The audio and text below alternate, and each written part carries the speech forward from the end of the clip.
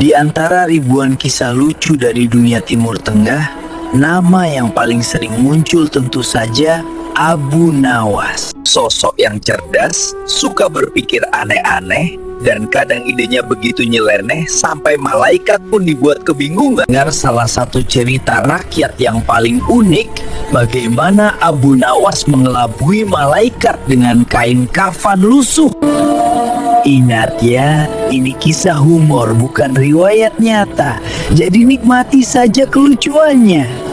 Jelang akhir hidupnya, Abu Nawas tetap menjadi Abu Nawas. Ide gilanya tak pernah padam. Suatu hari ia memanggil istrinya. "Wahai istriku, aku punya wasiat." Wasiat apa lagi kali ini? Jangan bilang kamu mau dikuburkan sambil pegang tekotek. Tidak, lebih sederhana. Saat nanti aku meninggal, tolong kafani aku dengan kain paling lusuh yang kau temukan. Lusuh?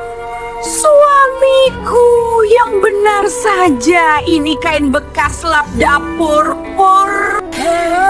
Bagus, itu bahkan lebih natural, lebih klasik, lebih artistik. Ini kain kafan atau pameran seni? Keduanya bisa, sudah tolong lakukan saja. Istrinya hanya bisa pasrah.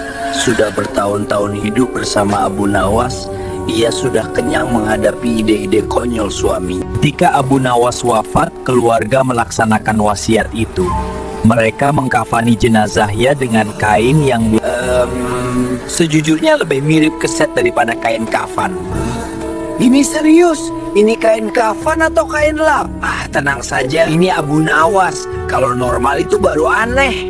Meski aneh, semua tetap berjalan lancar. Jenazahnya dimakamkan, tanah ditimbun, dan malam perlahan turun. Setelah semua orang yang mengantar pulang, dan seperti dalam kisah-kisah rakyat, datanglah dua malaikat untuk menanyai penghuni kubur. "Baik, ini kuburan baru. Ayo kita mulai tugas." Tunggu dulu. Lihat kain kafannya. Astaga, ini kain apa?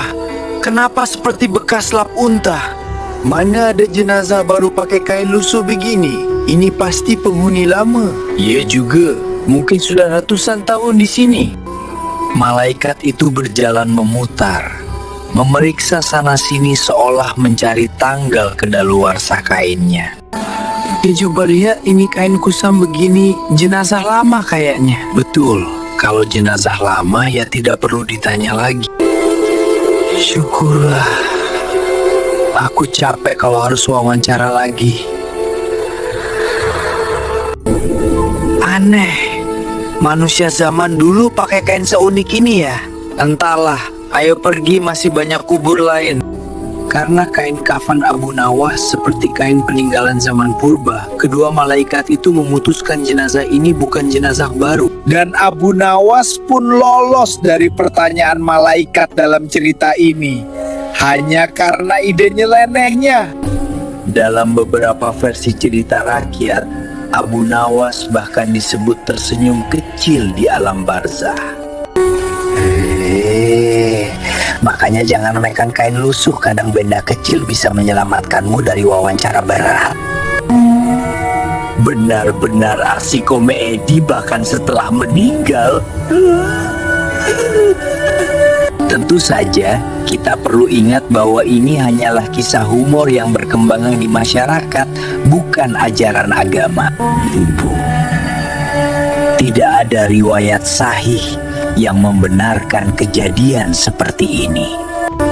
Namun seperti banyak kisah Abu Nawas lainnya, cerita ini menghibur sekaligus menyindir. Kadang manusia suka mencari jalan pintas, bahkan untuk hal berat. Humor dapat menjadi cara untuk menyampaikan kritik tanpa menyakiti. Kisah ini juga mengingatkan kita bahwa hidup penuh warna.